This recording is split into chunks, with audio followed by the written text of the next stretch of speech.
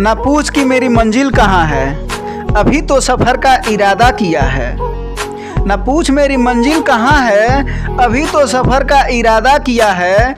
ना हारूंगा हौसला चाहे कुछ भी हो जाए, ये किसी और से नहीं मैंने खुद से वादा किया है। हेलो दोस्तों, स्वागत है आपका आपके विज्ञानपुर चैनल में। आज हम आपको एसएससी जीडी 2021 का प्रैक्टिस नंबर 6 कराने जा रहे हैं और साथ ही साथ प्रैक्टिस नंबर 5 का जो होमवर्क का क्वेश्चन था उसका उत्तर आपको बताते चल रहे हैं, जिसका कि कई लोगों ने उत्तर सही दिया था। तो उस प्रश्न क्या था कि भारत के सबसे बड़े हॉकी स्टेडियम की आधारशिला किस राज्य में रखी गई? तो दोस्तों वो रखी गई उड़ीसा के राउरकेला जिला में।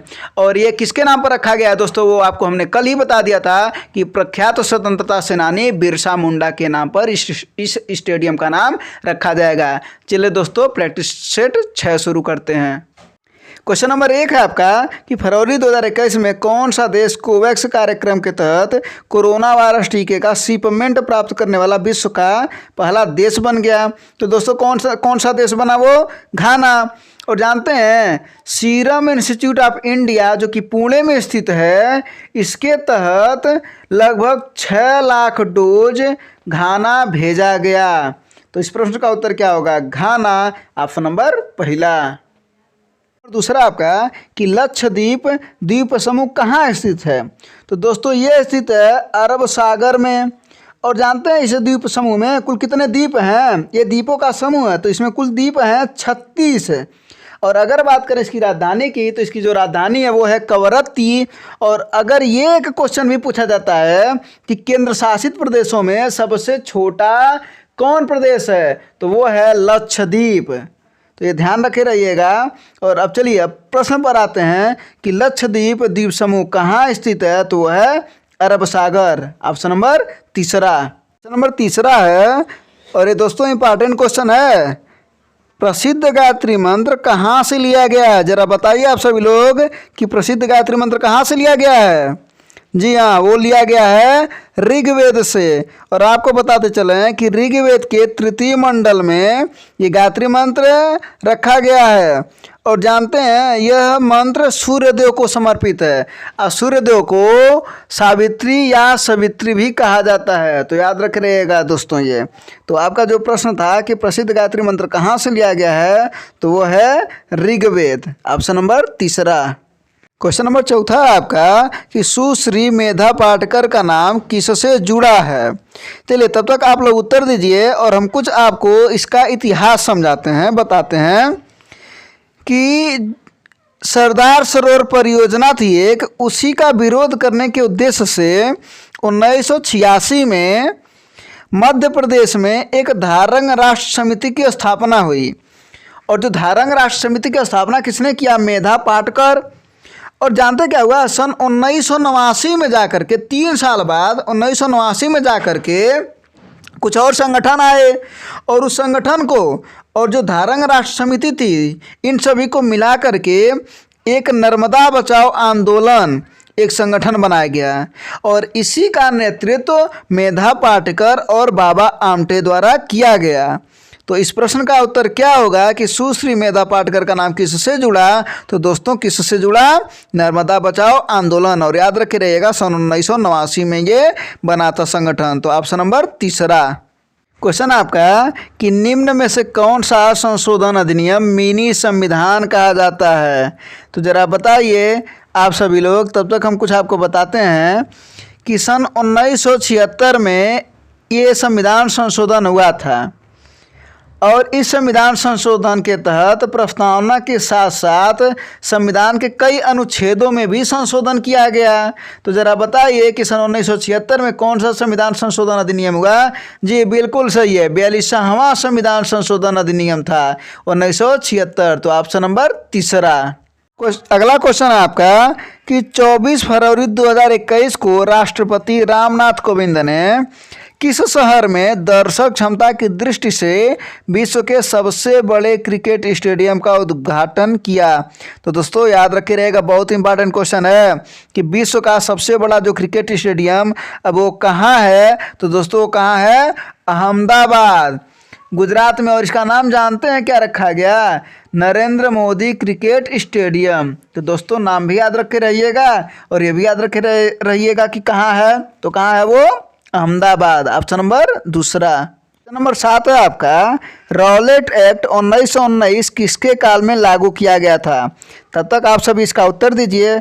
आपको हम रॉलेट एक्ट से संबंधित कुछ महत्वपूर्ण तथ्य बताते हैं। तो सबसे पहला जो तथ्य है और क्वेश्चन पूछा जाता है कि रॉलेट एक्ट कब लागू किया गया? तो दोस्तों किया गया 1919 में। और दूसरा जो इससे संबंधित प्रश्न पूछा जाता है कि इस एक्ट को कौन सा कानून कहते हैं? तो दोस्तों इसे कहते हैं बिना अपील, बिना वकील और बिना दलील का कानून भी कहते हैं, और इसे काला अधिनियम तथा आतंकवाद अपराध अधिनियम भी कहते हैं। तो चलिए दोस्तों अपने प्रश्न पर आते हैं कि रॉलेट एक्ट 1919 तब किसके काल में लागू किया गया? तो जी दोस्तों बिल्कुल सही है, लॉर्ड चैम्सफोर्ड। ऑप्शन नंबर पहला। नंबर 8वां है आपका कि उत्पादन के कारक कितने होते हैं? तो दोस्तों उत्पादन के कुल कारक होते हैं 4, और ये कौन कौन से हैं? भूमि, श्रम, पूंजी तथा उद्यम वृत्ति। तो ये चारों जो उत्पादन है ना दोस्तों, ये प्राथमिक कारक हैं, यानी उत्पादन के लिए 4 कारक होने अनिवार्य हैं, और इस समय 5वें कारक के रूप में संगठन को यानी ऑर्गेनाइजेशन को भी माना जाता है 5वां कारक। तो इस दोस्तों इस प्रश्न का उत्तर क्या होगा? उत्पादन के कारक कितने होते हैं? तो वो हैं 4। ऑप्शन नंबर दूसरा। क्वेश्चन नंबर 9 है आपका कि WTO किस वर्ष में अस्तित्व में आया?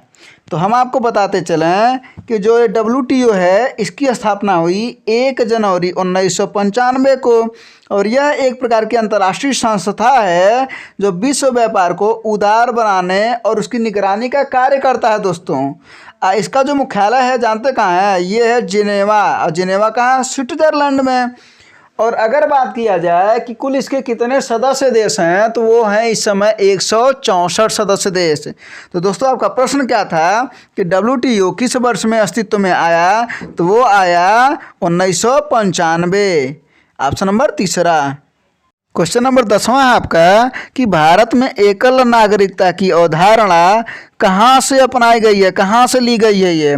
तो दोस्तों ये ली गई है इंग्लैंड से, और आपको बताते चलें कि एकल नागरिकता भारत में है। अगर वही पूछता है कि दोहरी नागरिकता कहाँ है, तो दोस्तों दोहरी नागरिकता है अमेरिका की संघीय सरकार में।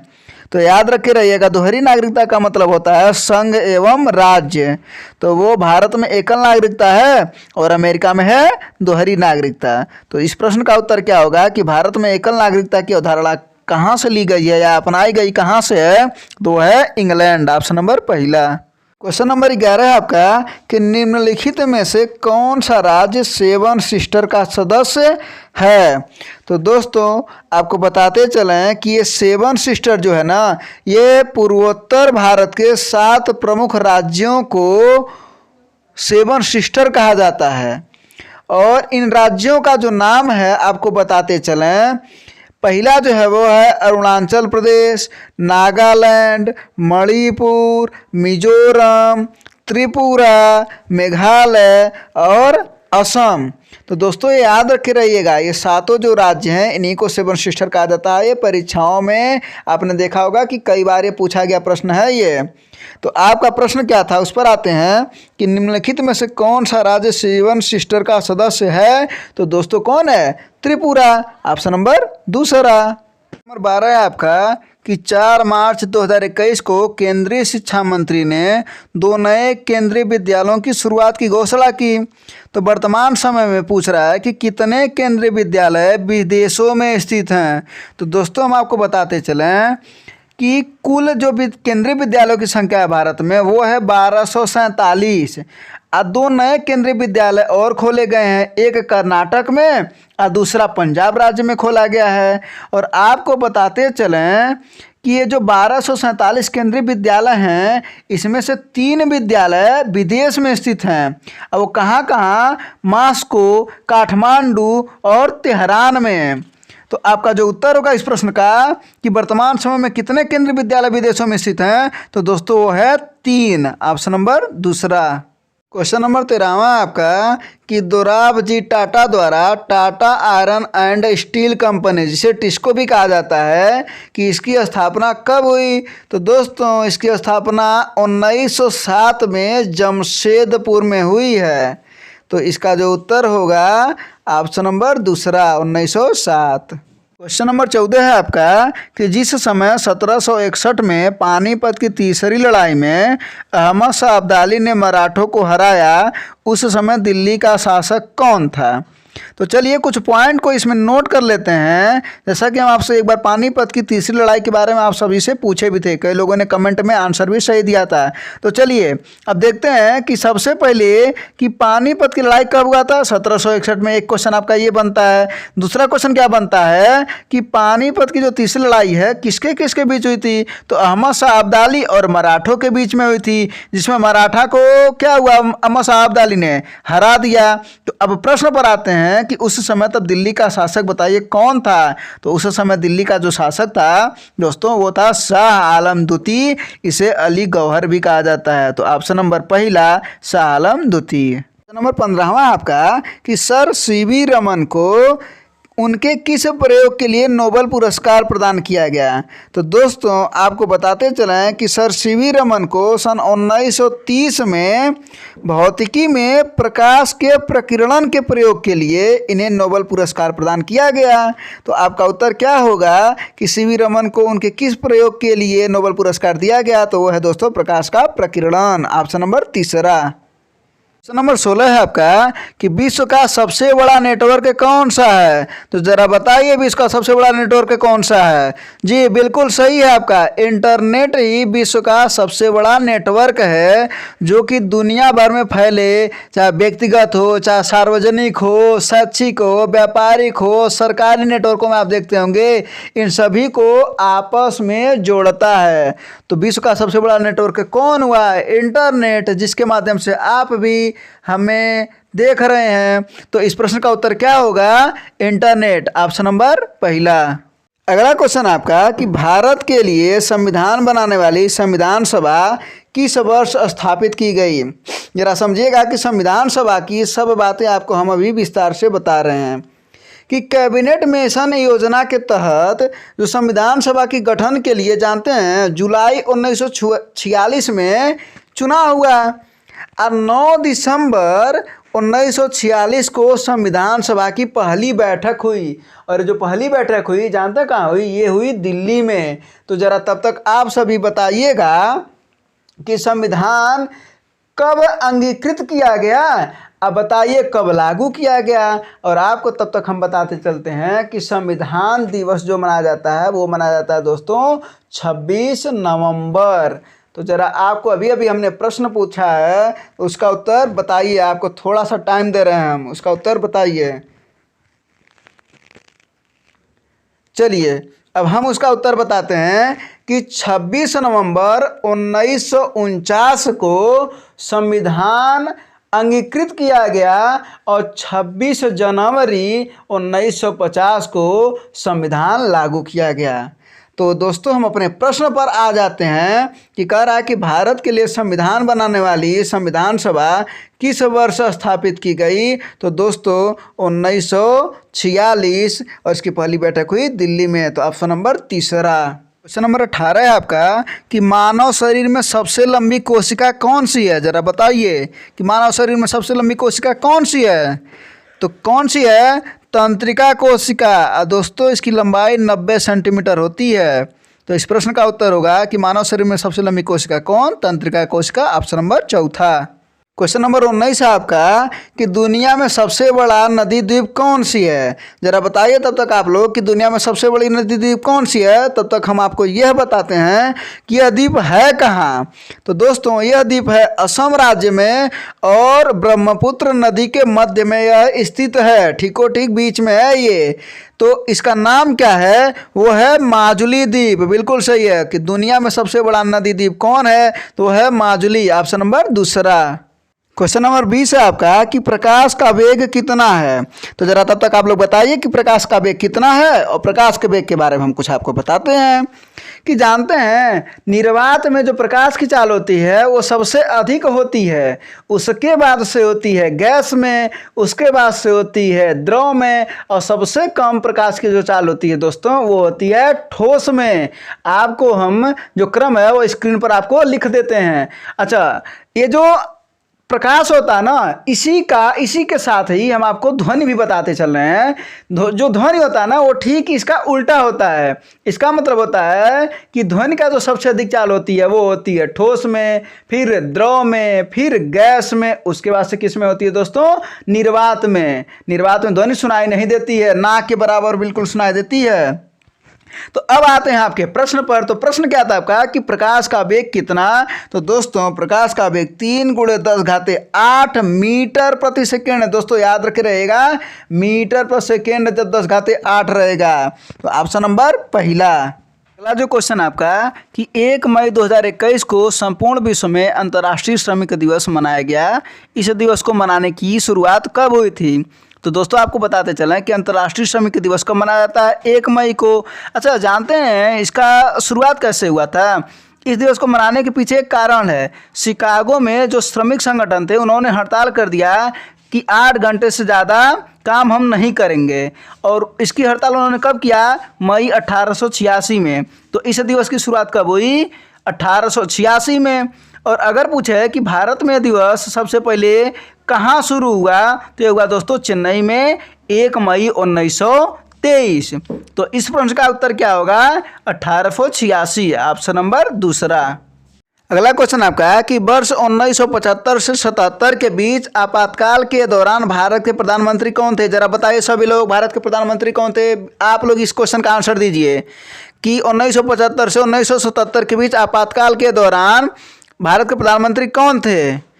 जी बिल्कुल सही है, इंदिरा गांधी। इंदिरा गांधी जी उस समय प्रधानमंत्री थी जब आपातकाल लगा था 1975 से 77 के बीच में, ऑप्शन नंबर चौथा। अगला जो क्वेश्चन आपका कि धातुओं का राजा क्या है। तो दोस्तों धातुओं का राजा किसे कहते हैं, सोना को। सोना को धातुओं का राजा कहते हैं क्योंकि यह किसी मिश्र धातु से मिलकर के नहीं बनता है, इसका वजूद अकेले होता है।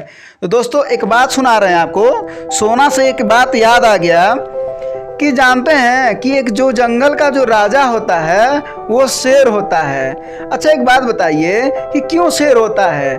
शेर से बड़ा जानवर तो हाथी है, तो हाथी क्यों नहीं राजा है। फिर शेर से ऊंचा जानवर आपका जिराफ है, फिर वो क्यों नहीं राजा बनता है। शेर से कहीं ज़्यादा चालाक तो लोमड़ी है, फिर उसको क्यों नहीं राजा बनाया गया। और शेर से कहीं तेज तो चीता है, फिर उसको राजा क्यों नहीं बनाया गया। तो दोस्तों जब ये बात शेर से पूछी गई कि ज़रा बताइए कि तुम्हारे अंदर तो ये सब क्वालिटी नहीं है, तो बताओ तुम कैसे आखिर राजा हुए। तो शेर जानते हैं क्या कहता है, सुनिएगा ज़रा उसका जवाब। शेर ये कहता है क्योंकि मुझे लगता है मैं राजा हूँ तो मैं राजा हूँ। तो उसको एक विश्वास है। क्वेश्चन नंबर 24 है आपका कि पेनिसिलिन की खोज किसने की थी। तो दोस्तों बहुत इंपॉर्टेंट क्वेश्चन है, आप देखे भी होंगे परीक्षा में कई बार पूछा गया प्रश्न है ये। तो पेनिसिलिन की खोज किसने की थी, अलेक्जेंडर फ्लेमिंग सन 1929 में। तो इस प्रश्न का उत्तर होगा ऑप्शन नंबर पहला। 25 है आपका कि धूमकेतु किसके इर्द गिर्द प्रक्रमण करते हैं। तो दोस्तों आपको बताते चलें कि धूमकेतु होते क्या हैं। तो धूमकेतु पत्थर, धूल, बर्फ, गैस इत्यादि के छोटे छोटे बने हुए पिंड होते हैं। या आप ये कह सकते हैं कि जो अधिकतर धूमकेतु होते हैं वो बर्फ, CO2 गैस, मीथेन, अमोनिया, ये जो इत्यादि कार्बनिक मिश्रण होते हैं उन्हीं के बने होते हैं। तो जानते हैं ये किसके इर्द गिर्द चक्कर करते हैं, ये चक्कर करते हैं सूर्य के, और अंडाकार पथ में, गोलाकार पथ में नहीं, अंडाकार पथ में, या उसी को आप कह सकते हैं परवलयाकार पथ में ये सूर्य की परिक्रमा करते हैं जो धूमकेतु होते हैं। और अगर आपको पूछा जाए कि धूमकेतु के कितने भाग हैं, तो दोस्तों धूमकेतु के कुल 3 भाग हैं, नाभि, कोमा और पूंछ। तो आपका प्रश्न क्या था कि धूमकेतु किसके इर्द गिर्द प्रक्रमण करते हैं, तो है दोस्तों सूर्य, ऑप्शन नंबर तीसरा। क्वेश्चन नंबर 26 और आपका होमवर्क क्वेश्चन। क्वेश्चन क्या है कि ब्रह्मांड में सबसे प्रचुर तत्व कौन सा है। तो दोस्तों आपको बताना है कि ब्रह्मांड में सबसे अधिक मात्रा में कौन सी तत्व पाई जाती है। आपको हम बता देते हैं कि दूसरे नंबर पर सबसे अधिक ब्रह्मांड में पाई जाने वाली जो तत्व है वो है हीलियम। लेकिन आपको बताना पहले नंबर पर। तो इसका उत्तर आप सभी लोग कमेंट बॉक्स में दीजिए। आप सभी का धन्यवाद। जय हिंद।